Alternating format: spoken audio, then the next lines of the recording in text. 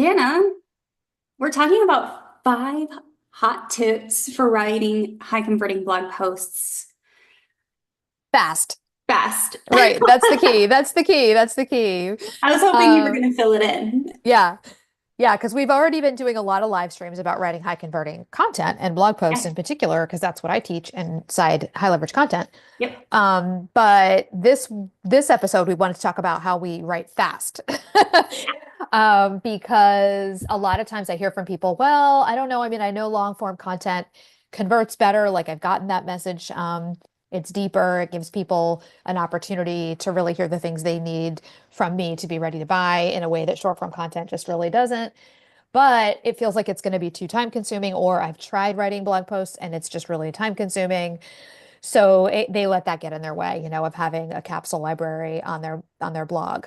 That's my language, but you could also think of it as like they let that get in the way of having a blog that can do so much of the heavy lifting in their Yeah. business and have so many benefits for them. So yeah, so we want to talk about that today, writing fast. And How- I have some tips that I brought. I have like 5 things that I think are like the keys to writing fast. But I'm also super curious to find out, what you think about how you have found ways to write fast. And I know one of them is that you get help writing. And that's Yeah. great. And that's a perfect thing to share about too. So hopefully we'll talk about that a little bit today too. So the context here is fast, but what does fast mean for everyone? Like, Yeah. what does fast mean to you, Jana? Yeah, I think you should be able to write a blog post that is very strategic, not just like a random blog post with Mhm. like whatever musings or whatever. In the way that I teach it inside HLC in a very well structured way, in a high converting, like built to convert structure, with a lot of like deep insights and things that you can repurpose later on down the road into all kinds of other content, including social posts, emails, speaking topics. And I think you should be able to write that piece of content in under 2 hours. Yep. Some of my students write them even faster. Some of them write them in 90 minutes. I have one student, Sarah, who's writing her blog posts in like 45 to 60 minutes each. Wow. Um, and like I said, she's not just like writing, short, 5 paragraph blog posts. And she's not just writing like random stuff or asking ChatGPT, like, hey, write me a blog post about LinkedIn, because that's her thing. She's being very strategic and following my frameworks, but she's doing it fast.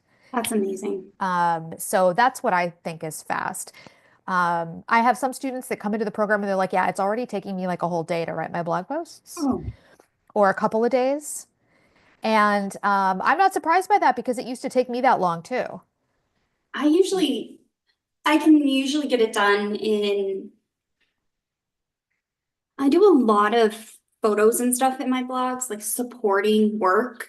So, like, start to finish doing all of that work on top of writing is usually about 3 hours. That's amazing. So that Yeah. includes like all the social posts that I'm putting in, like all the imagery for that, and then getting it in there. And I know it takes my writer probably 2 to 3 hours, depending on the post as well. Some posts are way shorter, so it doesn't take her as long. But we always like to include all of the supporting photos because Yeah. we're really talking about like how to do things in a lot of cases. So hmm you need graphics, you need explainers. Um, so it probably wouldn't even take me that long if I were just writing. Yeah.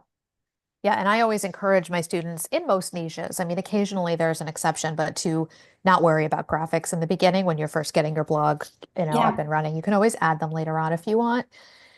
I do have one student who I'm thinking of, and she's an example who's she's a brand designer. She does branding and websites, and obviously it makes sense for her to include some graphics in her posts Yeah. as well.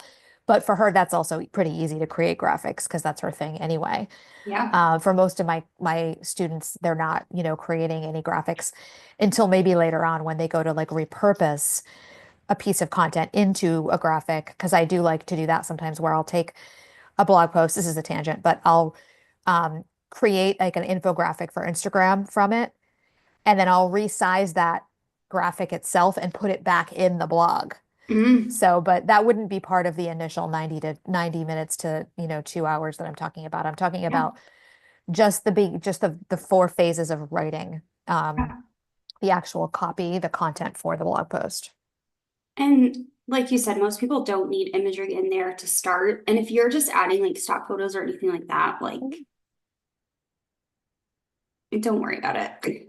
Yeah, yeah. I mean, again, this is going to vary so much by niche, Yeah. but I think little infographics work really well for a lot of my students who are Mhm. coaches and I service do love an providers, infographic. depending on kind of service, what kind of service.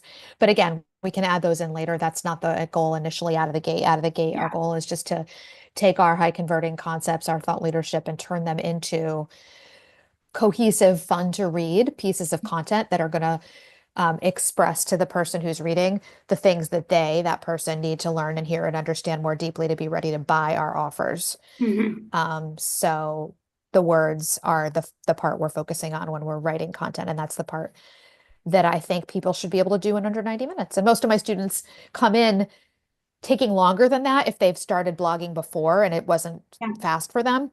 Or some of them come in brand new and they haven't blogged before, so they don't have a benchmark.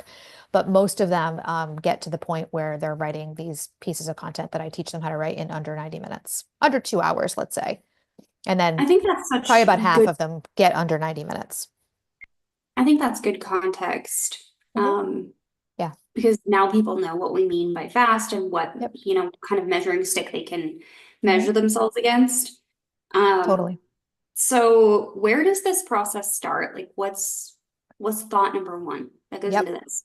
Yeah. So I have like 5 things that I'm going to share that I think are really important to get you to the point where you can write a high converting, detailed blog post that's like a minimum of 1,000 words. Most of my students end up with blog posts that are around 3,000, 4,000 words once they follow this process, Hmm. which is really good because then you end up with a lot of really good, detailed, deep content you can use for all your repurposing and repetition as well in your content. Because we like repetition in our content, it's actually what makes sales. So not that the blog post itself is repetitive, but when you're resharing the concepts from the blog post over and over, that's where that repetition comes into play and reinforces your message and builds trust with people and helps them be ready to buy.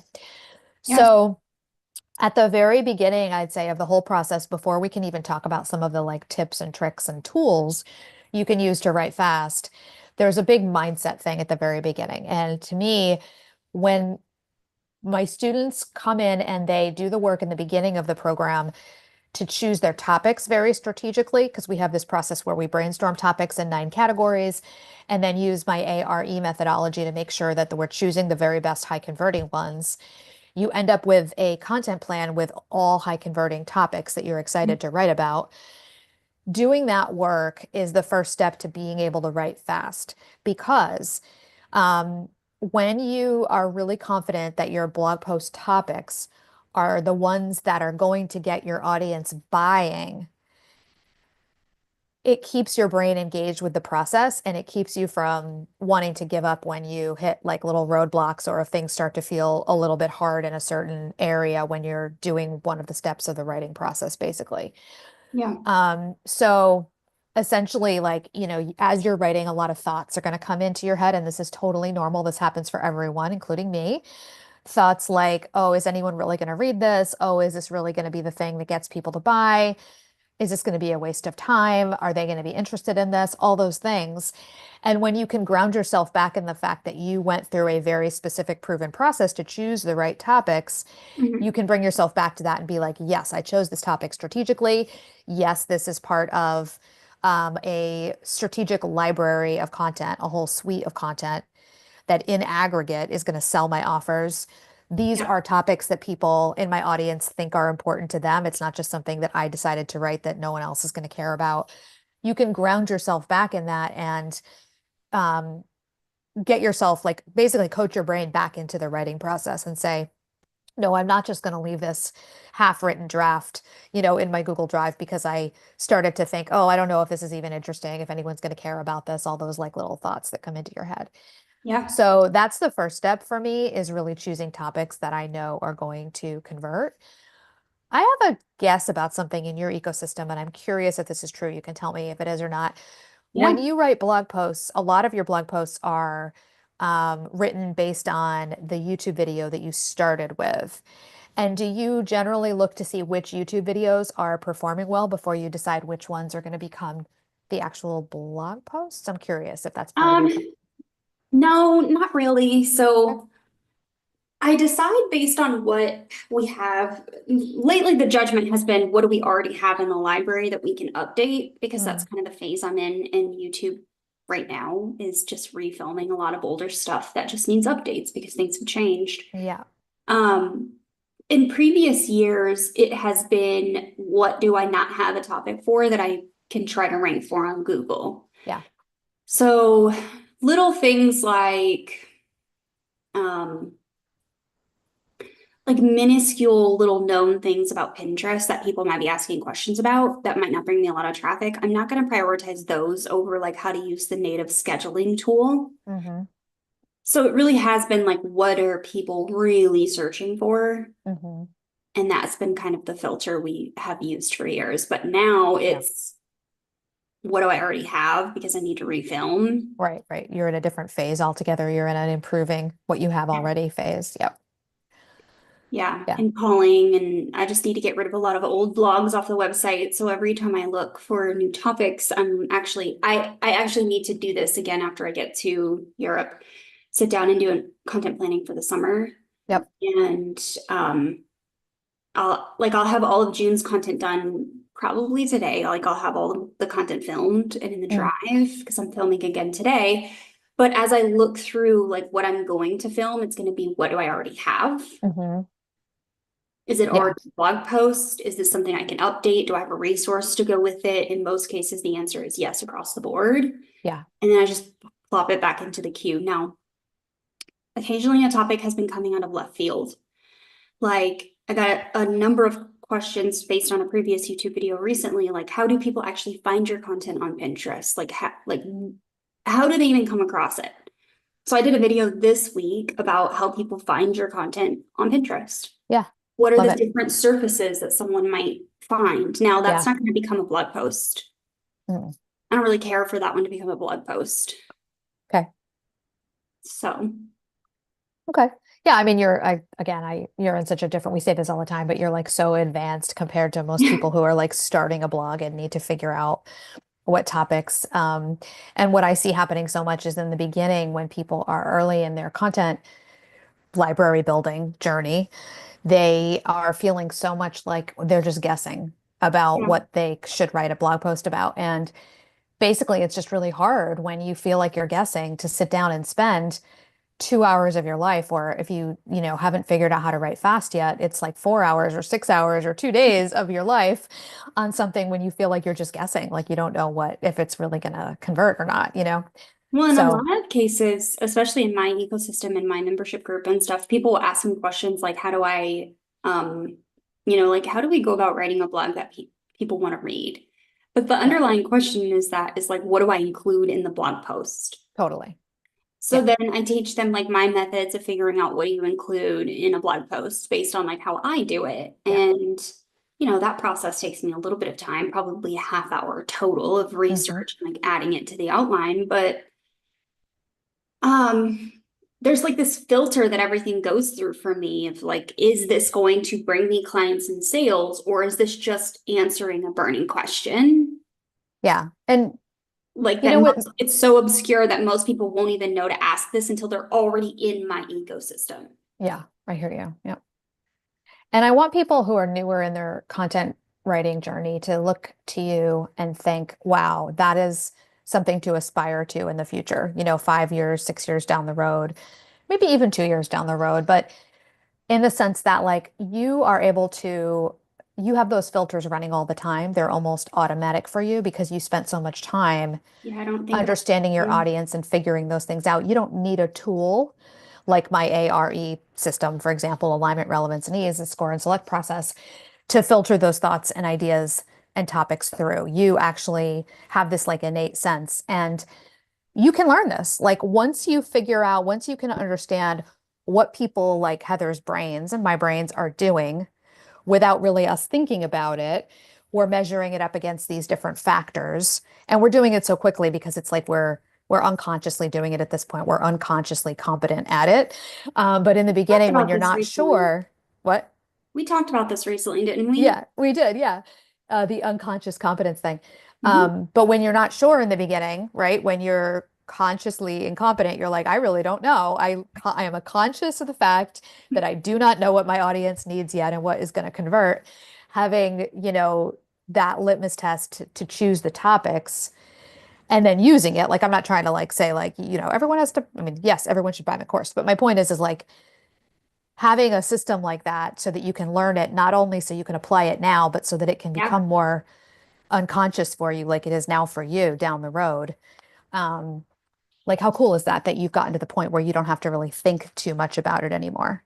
You Yeah. automatically know, you have a good like instinct now about what people want and what's going to perform well in terms of content.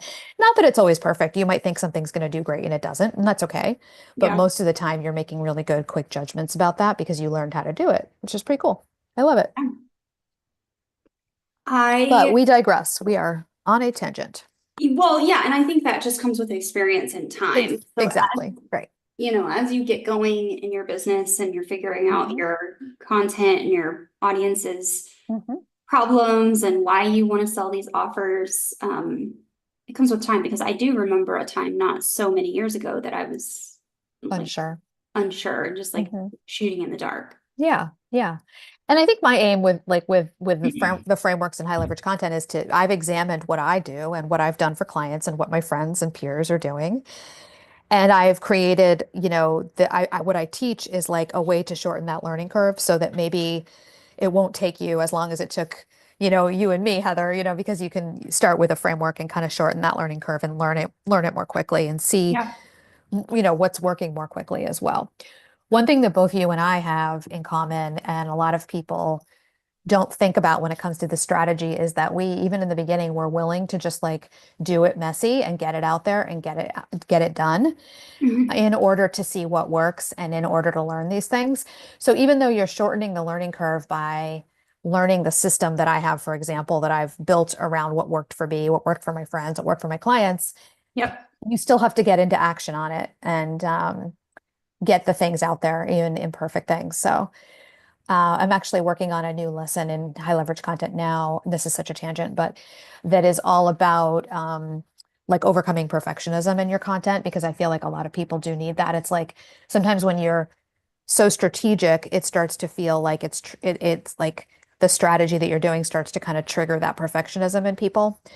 And you need to find that balance. Like, yes, you want to be strategic. Yes, you want to have a system to follow, but also you don't want to feel as though it has to be perfect to convert. Because if you or I ever felt like that early on, we would have stopped and not gotten to this point that we're at now if we let perfectionism get in our way too.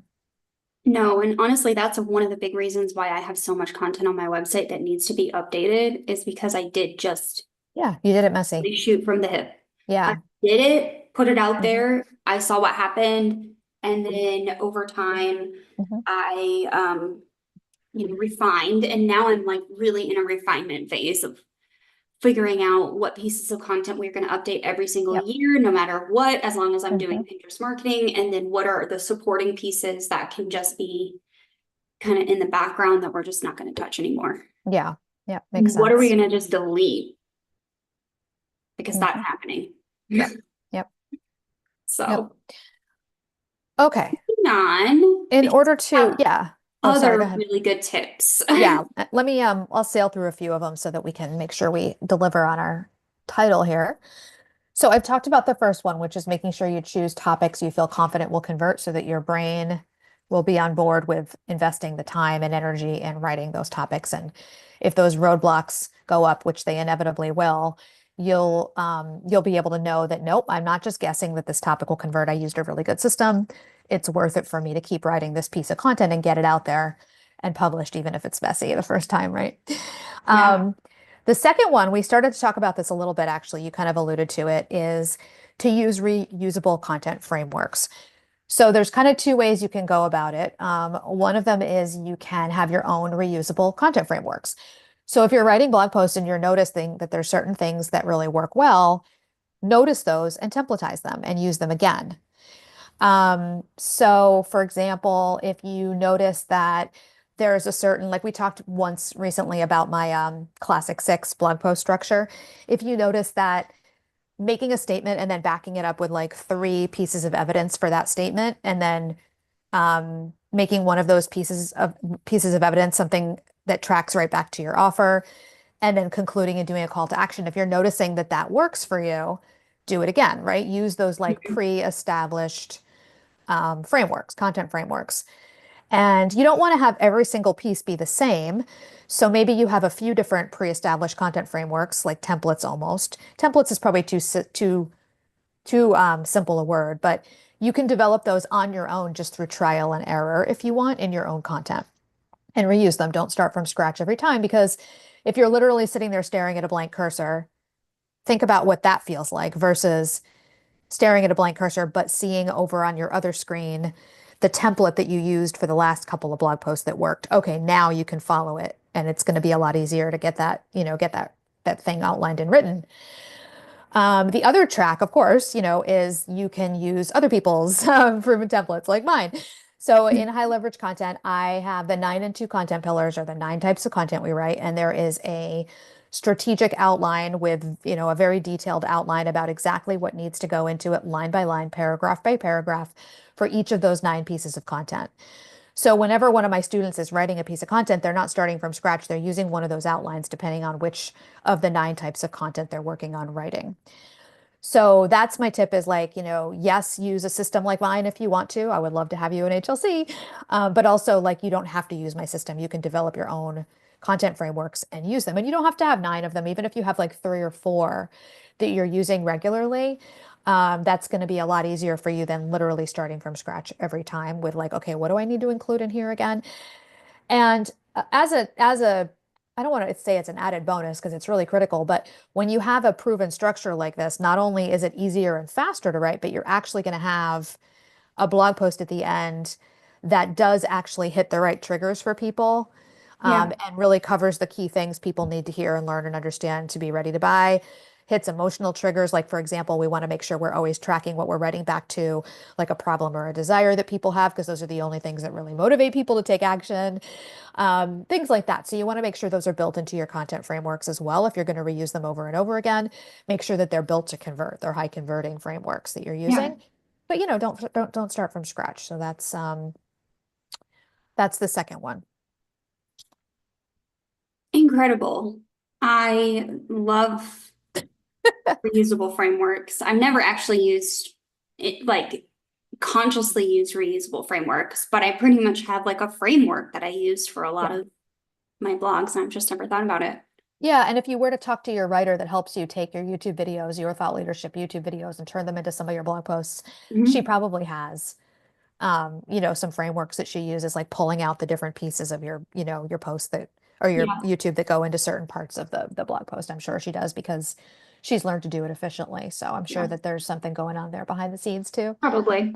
Yeah. Okay, the third one, and then we can pause. I just want to make sure we make good time here. Yeah, And this one, it's kind of another mindset one, but really know who you're writing for. And some people are going to hear that and roll their eyes. They're going to be like, I know, Jana, I'm supposed to have a niche. I'm supposed to know exactly who I'm writing for. But it really does make a big difference when we know who we're writing for. So, an example of this would be, let's see, like if you are someone who helps women with balancing hormones, but you're writing this particular blog post about like problem periods for women who are like in their 20s and 30s and in corporate and are like their problem periods are getting in the way of, yeah, their productivity. That's going to be a very different piece of content than if you're writing for women who are my age, and in perimenopause and dealing with like perimenopause symptoms and things like that. So yeah, knowing who you're writing for is going to be so key in terms of like not feeling like, oh my God, this blog post is all over the place. When you really get clear on who you're writing it for, it's going to be so much easier to just like really write quickly because you know what it is that the people on the other end really need from you. yeah, Whereas if you're trying to write a blog post that's for both of those audiences, the perimenopause people, the Janas, and the young women, in corporate, it's going to be like you're going to end up with a piece that feels either like unfocused because it feels like you're pulling people all over the place, or it's going to end up like too high level because you're trying to be generic enough to like speak to both audiences or all the audiences, which we all know ends up sounding like you're not speaking to anybody, right? We've all talked about that before. So, and that also, it slows you down a lot because it makes you do a lot of like circling back and trying to fix the Mhm. message that you wrote. And it just really slows down your writing because you're not entirely sure who's really on the receiving end. Yeah. And I want to say briefly that like you don't this doesn't mean you have to Yeah. choose a niche for your business. Although I do think that's a good idea to have a niche for your business, and I'll always subscribe to that. I do have students who come into HLC who are very broad in terms of who they help. And so I have a framework in there called the specificity spectrum, which helps you to essentially, bottom line is like you don't have to limit who you can help just because you have chosen who you're talking to in a blog post. If you hone in on one particular part of your audience in a blog post, you're going to be able to write a much more effective Yeah. piece that's going to help people see what your expertise is and how you can help, even if they are not the same ideal audience um, fraction, if you will, or part of your ideal audience as the person Yeah. you happen to be writing this post for. So you don't have to have a niche for your business to do this technique, but you have to get clear before you start writing on who you're writing for, and it's going to make things go so much faster. You won't get slowed down by all that second guessing when you know who you're writing for. I'm sorry if everyone hears my phone and computer just like dinging, dinging, Oh, I dinging. didn't hear it. Oh, No. good, because my husband keeps texting me and I'm just Oh, like, Nate's blowing up the phone. blowing up my phone. Um, Yeah. ugh. Okay. Okay, I lost my notes. Anyways, sorry. Okay, I lost your that's notes okay. too, but I No got worries. the Number four is the one that everyone is probably assuming we're going to talk about in this, which is use AI. yeah, So yeah, absolutely. Now, the thing is there's so many different ways you could use AI to yeah, write fast.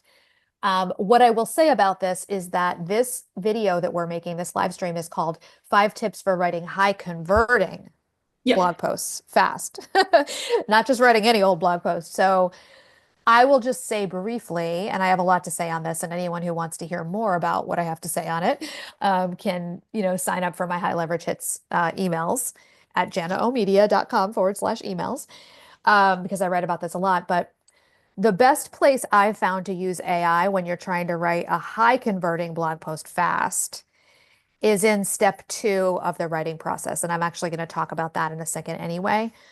But my 4-step writing process starts with an outline, and then the second step is a draft. And I believe the best place to use AI when you're actually writing, not for brainstorming, but for doing the writing, is in the drafting phase. And I'll just say it this way, and then I'll leave it at that, and we can talk more about it in the number 4 if we want to, or number 5 actually, right? Yeah, because this is number 4. I am not a believer in writing with AI end to end. So what I mean by that is I don't believe that it works well to create a high converting blog post to say to ChatGPT, I want to write a blog post about how women in their 20s in corporate can deal with bad periods, Hmm. so that they, can reduce symptoms and feel better. Go ahead and write the blog for post for me end to end, basically, Oh, is what you're no. saying to the chat.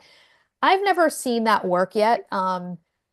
Maybe down the road, but so far it hasn't worked, even with memory improving with ChatGPT and everything. So I still believe that using AI, not to do all of the steps of the writing process, but just use it in like 1 or 2 of the steps of the writing process. Lean on it heavily in 1 or 2 steps, but don't use it end to end. That's the best way to use it to speed up your process.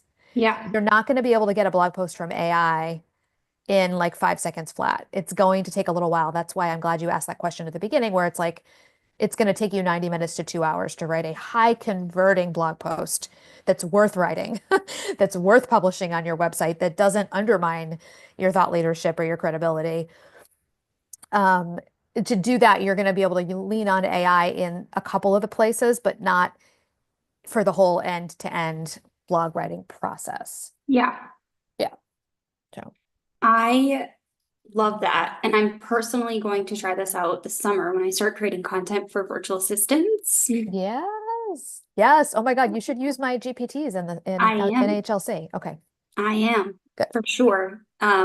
Because I definitely am entering like a space of that feeling a little imposter syndrome around what people actually want um, when it comes to the VA stuff. So I really think this is Okay, but you phenomenal. know what they want. I know you do. You know what I they want. know, I but will tell you this all day, every day while you're writing these blog I posts. still You know. feel a little unsure because Yeah. this isn't something I've created content on heavily before, and I Yeah. want it to be good And the first time. let's normalize that. And like if anyone has felt that way, like even Heather feels that way and she is a content creation pro. So, Yeah, it's just a mhm, different section of my audience, right? Because a mhm. big part of Pinprofit Academy is VAs. A lot of Pinterest managers come to me because they want to know, they want to know strategy. They want to know how to use the platform. They want to keep up with updates on the platform. As I've become a Pinterest educator, there's even more people like wanting to get in there and learn from me. Yep. Um, When you say become a Pinterest yeah, educator, quickly tell us what that is all about because we haven't talked about that in a while and I I think viewers really know. need to know.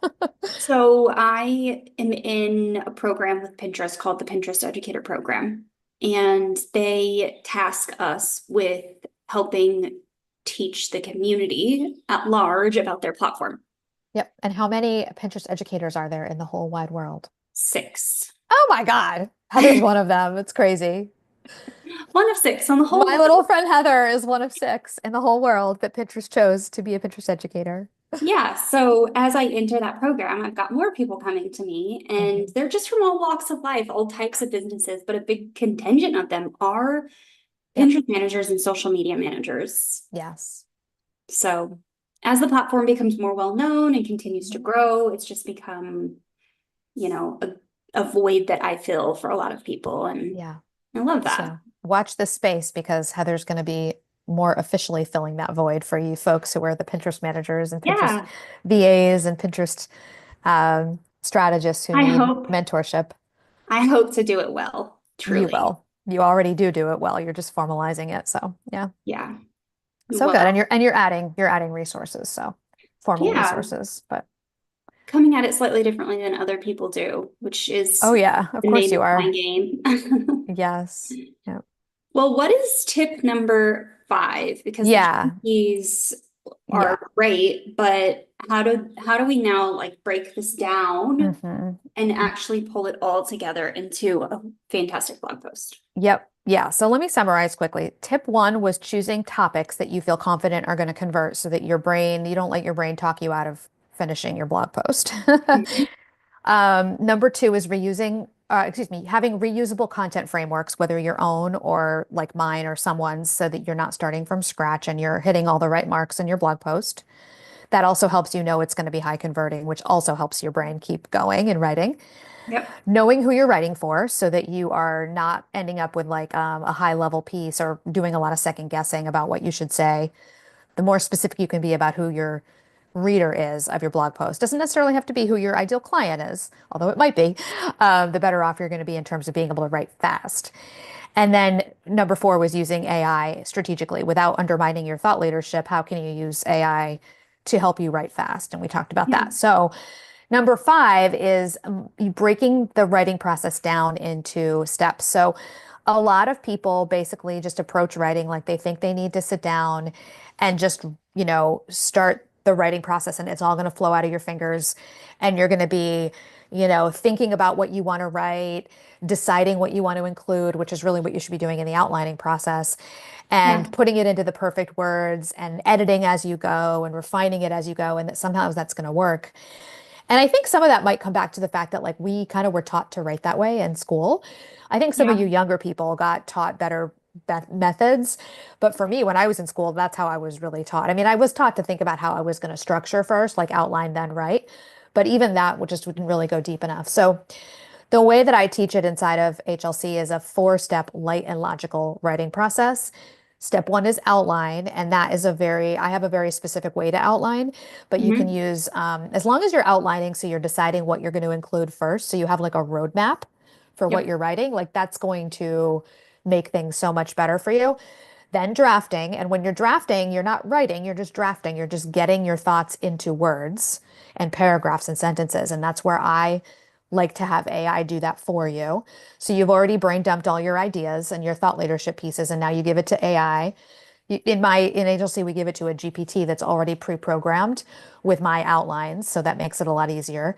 So it's kind of getting back to like that second tip, right? Which is what's second, I think, which was using a pre-established outline Yep. or framework. And then step three is where you flesh out, and step four is where you refine. So instead of having your brain like asking your brain to basically like be doing constant context switching, where you're like deciding what you're writing, writing it, putting it into words that make sense, refining it and massaging it all at once while you're trying to write that. If you're writing, if when you're writing, you're doing a lot of like deleting and rewriting and deleting and rewriting and deleting and rewriting, if you feel like you're spending more Mhm. time deleting, and it always feels like, two steps forward, one step back, two steps forward, one step back, two steps forward, two steps back. If that's how your writing process is feeling, it's probably because you're trying to do all these steps at once, and your brain, it's like all that context switching. I almost imagine like smoke coming out of your ears because it's just too much. It's almost like you blew a circuit because you had like 18 things plugged into the same circuit breaker or whatever.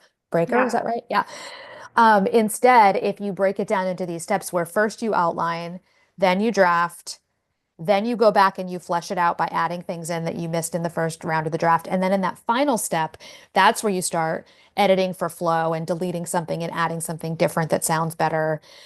You can also use ChatGPT and AI to help in that a little bit too, with like taking paragraphs that feel like they're hard to read and making them easier to read. That's another Yeah. good place to kind of plug that in. But really breaking it down into those four steps, even though sometimes when people hear that, they're like, oh, that sounds like it's a little more complicated than it needs to be. I really just want to free write and have it be perfect. Okay, but how's that going for you? Hmm. Right? Um, it really is if you can get yourself out of the habit of trying to do it all at once and blowing up that circuit, and get yourself into this habit of like writing, quickly outlining, letting AI do the draft for you, and then spending probably most of your time on the fleshing out and refining piece. Um, you're going to be able to write something very high quality and high converting in under 2 hours. Four-step process. So that's my last like tip or process that I teach, I guess, for being able to write fast without sacrificing that high converting aspect of what So we need. I will say over the years, I got caught up, and I still do this because my brain just wants to do everything at the same time. It But feels like it would be the efficient thing to do, but it really yeah, isn't. Yeah. it's really not efficient at all to do that. So I even teach people in the membership now, like we're not going to from start to finish start keyword research and then make one pin for one blog. We're not Exactly. doing that. Exactly. We break it into chunks. Yep. It's like a 4-step framework as well for, Mhm. a Pinterest workflow. And it just makes you so much more efficient because, Yep. like you said, there's not as much context switching in your brain. Exactly. Exactly. Because it basically like the way our brains are wired, like each of these tasks, if you think about it, and I'm sure it's this way with the four-step process you're talking about with Pinterest pins too. If you think about the different tasks that are associated with writing a blog post, right? You've got idea selection, the writing, the refining, the editing. They all kind of require like a different type of mental energy Yeah. and kind of like different, we need to like tap into different parts of our brain. I can almost picture like different parts of your brain. Like I'm not a neuroscientist, so I don't know if it's the right frontal lobe that helps with certain things. I think that's what helps with like organizing or whatever, but it's like there's different areas of your brain kind of like lighting up as you're doing these different tasks. Yeah. And if you spend a bunch of time in one side of the brain working on this piece and then you move on to the next piece, it's almost like a what do you call it? Like a assembly line kind of concept, you know? Yeah. It's a little different, but it's just, yeah, it's going to work more with the way your brain is actually wired to function and not work against the way our brains like want to function. So Yeah. I wish I could figure out ways to like really help people before they try it this way and see how good it is, help people appreciate this because I feel like no matter how many times I talk about it, people still want to be like, yeah, but I really just want to be able to sit down and like write the whole thing. You know, I don't know. It just doesn't work that way. If you want to be efficient, Mhm. you really should be breaking it down into smaller tasks that are easier to achieve. And it also makes it Mhm. easy for you to do something and then get up and walk away from it. Come back if you have to come back. Mhm. Let's say your Yep. dog really needs to go to the vet because she's really sick. and she's whining at you and you just have to Yep. like get up and leave. Well, Uh-huh. you don't want to be left in the middle of your thoughts, which can still happen. But Yeah. this way, if you finished that section, you're like, okay, Rue, let's go to the doctor. Exactly. You can leave. Uh, Yeah. And actually, it's interesting you say that because in our student-only Facebook group where I support students who are working through, their all their steps of the HLC process, when I ask, I have like this weekly, it's not, I don't do it every week, but a lot of times on Mondays, I'll say like, okay, it's a fresh week. What are your goals for your content? And a lot of people will drop what they want to accomplish and then like check back at, at the end of the week and see what they yeah, worked on. And I always encourage people to really make sure that what they're writing is something that's very doable for them. And so I'll see somebody like say, "Oh, I want to write, my, let's see, my framework piece of content, right?" yeah, And I'll generally ask them, I'll say, "Great, are you trying to do all 4 steps of the framework piece this week? Or, is your goal to like outline it and generate the draft and then next week you'll revisit, and do the like refining and or sorry, the fleshing out and the refining, yeah, or are you going to try to accomplish the first 3 and then leave the refining for early next week or something like that? Like I really want them to think about these tasks as separate and think about setting goals based on what parts of a certain piece of content they're trying to complete. yeah, So, yeah, interesting. yep. I love it. It takes skills, right? And it's something you can build and Yep. it's something you can refine. I was just going to say it takes skills and good habits, which is like something you can build. Yeah. Yeah. Mhm. This is good. What do you have for us? Where can people find out more about Oh, the light and logical process or yeah. I more mean, I talk details? about the light and logical process like outside of HLC, but obviously inside the program, I get the most detailed about, how to follow it and everything.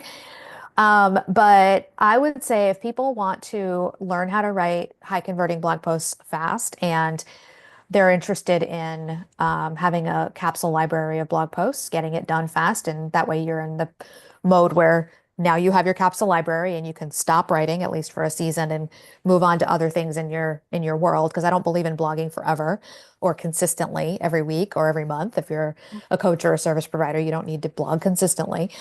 That's BS. And if anyone is like, "What? Did you just say you don't have to be consistent about blogging?" and you don't know what I'm talking about, follow along because yes, that's what I said. I said it and I meant it. I said what I meant and I meant what I said. Yep. Anyway, all this is leading to me saying I have a new free masterclass training, which I actually think people would love if they're interested in more in this topic. So it's called the 6 Secrets for, let's see if I can let it roll off my tongue because it's brand new. Um, 6 Secrets for uh, oh my God, I can't say it, for getting clients without the content treadmill Yep. with a high converting, low lift blog. And the low lift blog part is probably the part that's going to really connect well back to what we're talking about today because there's a lot of things that I teach, including the fact that you don't have to blog consistently and that you can write fast, that make your blog much more low lift than people realize that they think it's going to be really hard because they're following a lot of like blogger advice. But Mhm. actually, you don't need to make your blog difficult or hard or complicated. It can be very simple, but serve your business really well in these ways. Um, okay, this was like the worst pitch ever, but if anyone is interested in that training, I'll drop a link to it. It's a brand new training that I just put out. So if you've followed me for a while, you probably haven't seen this training yet, and it literally just came out. It's hot off the presses. So I'll Hot drop a off link the in the presses, guys. description. What? Hot off the presses. Yes, exactly. Yeah. And if listening to me ramble on about it, you're still interested, you can grab you can grab access That's in so the great. description of this video. And you guys should grab access in the description of this video Okay, because good. she's walking you through it. It's a free Yeah. masterclass. You have an hour. Go watch her thing Yeah. because Jana's great. Oh, thank you. It definitely goes deeper and also in some ways like wider because I'm giving you a look at my entire capsule content library strategy. Yeah. So if someone's, interested in this, based on what we've been talking about today, it's a good place to go and see like the whole strategy all in one place instead of getting little pieces of it, like in all of these little YouTube videos or, in all of my little, emails or posts. So, Yep. yep.